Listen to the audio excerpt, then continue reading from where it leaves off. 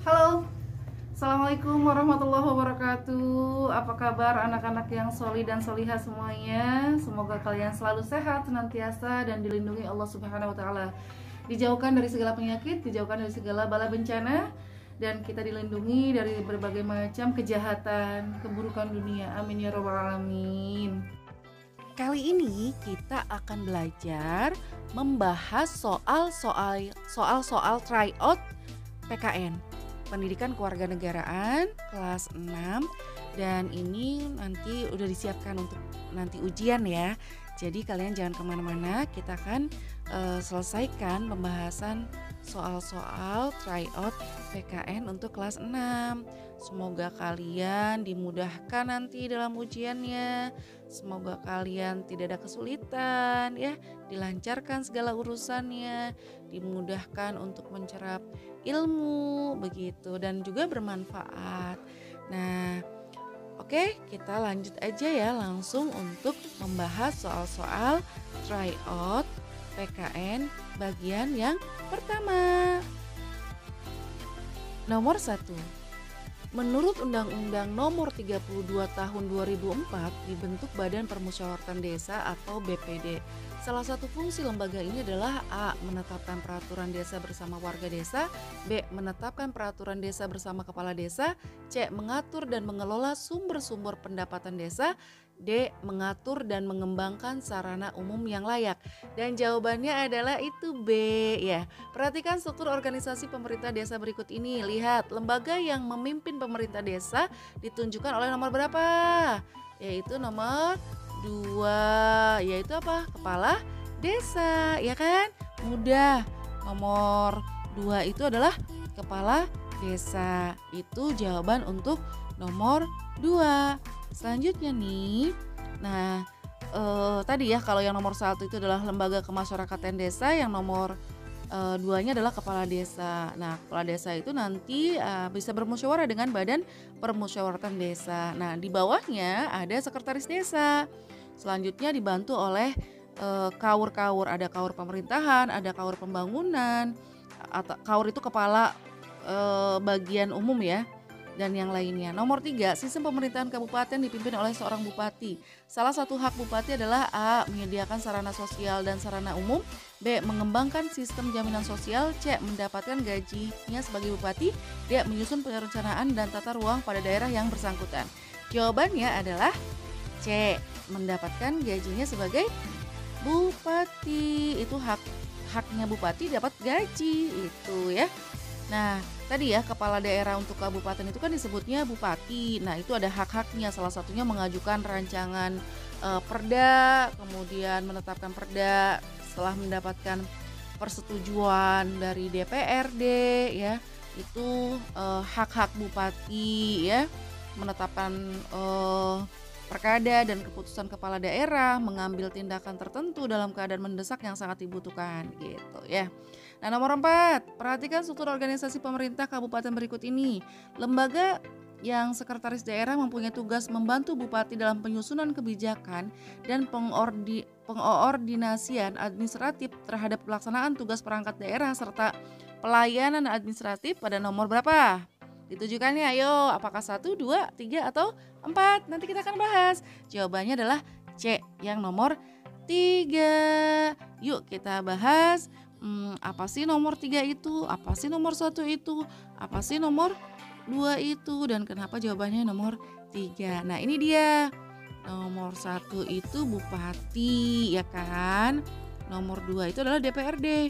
Yang nomor 3-nya adalah sekretaris daerah. Tuh, lihat keterangannya di bawahnya ada kantor Bawasda, ada catatan sipil, ada Depak, kehakiman, kejaksaan, kemudian ada pelaksana teks, ada dinas-dinas ya, itu banyak sekali di bawah bupati ataupun wali kota begitu. Gimana, mengerti kan?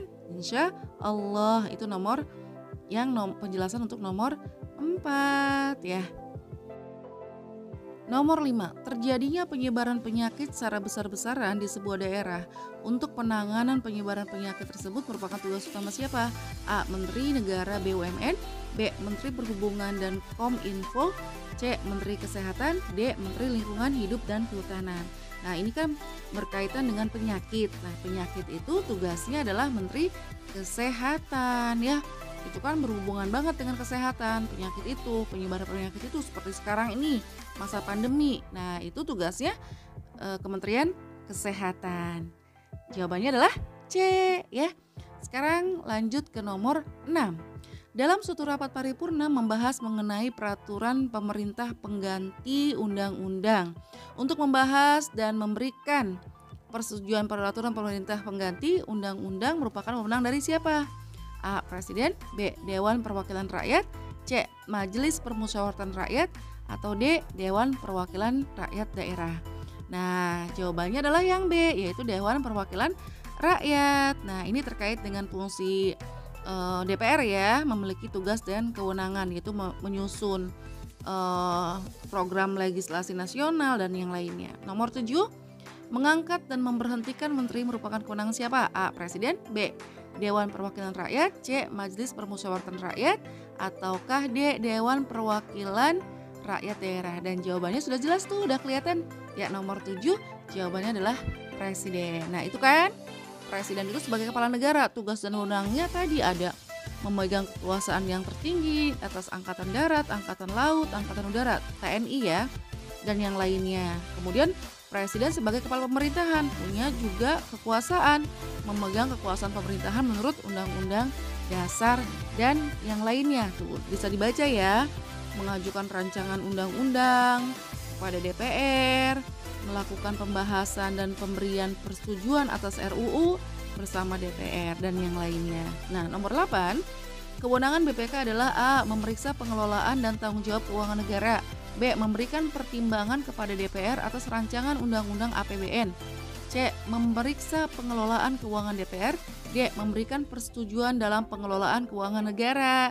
BPK, Badan Pemeriksa Keuangan ya, itu adalah lembaga tinggi negara dalam sistem ketatanegaraan Indonesia yang memiliki kewenangan untuk memeriksa pengelolaan dan tanggung jawab keuangan negara. Nah, itu ada kewenangan BPK ya. Silakan dibaca tuh, punya ada di situ ya. Nah, nomor 9, wewenang MPR adalah A. Mengubah dan menetapkan undang-undang dasar, B. Mengajukan kepada Presiden tentang rancangan undang-undang, C. Membahas dan memberikan persetujuan peraturan pemerintah, D. Menguji undang-undang terhadap Undang-Undang Dasar 1945. Nah, itu ada tugas dan wewenang MPR apa saja? Mengubah dan menetapkan Undang-Undang Dasar. Nah, itu jawaban untuk nomor 9 adalah yang A, itu sebagai tugas dan wewenangnya MPR. Di samping masih banyak lagi tugas dan kewenangan MPR yang lainnya, bisa dilihat ya. Oke, selanjutnya adalah kita lanjut ke nomor 10. Nomor 10, salah satu kewenangan Mahkamah Konstitusi adalah menguji kelayakan undang-undang yang dibuat pemerintah dengan tujuan apa? A. Untuk mengetahui kelemahan undang-undang tersebut, B. Agar undang-undang dapat dipahami oleh masyarakat, C. Supaya tidak ada ketimpangan dalam pelaksanaannya, D. Dapat disahkan dan dilaksanakan. Nah, ini ada tugas dan wewenang MK atau Mahkamah Konstitusi ya. Itu bisa dilihat ya, menguji undang-undang terhadap UUD 1945. Nah, jawaban untuk nomor 10 adalah untuk mengetahui kelemahan undang-undang tersebut gitu ya. Dan banyak lagi kewenangan dan tugas MK, memutus pembubaran partai politik misalkan gitu ya, memutus perselisihan tentang hasil pemilu dan yang lainnya. Itu tugas dan kewenangan Mahkamah Konstitusi. Itu jawaban untuk nomor 10 adalah yang A. Gimana? Sudah mengerti kan? Semoga bermanfaat ya. Itu tadi pembahasan soal-soal tryout mata pelajaran PKN untuk kali ini. Dan kita akan melanjutkannya untuk pertemuan berikutnya ya. Oke, sampai jumpa lagi. Assalamualaikum warahmatullahi wabarakatuh. Dah.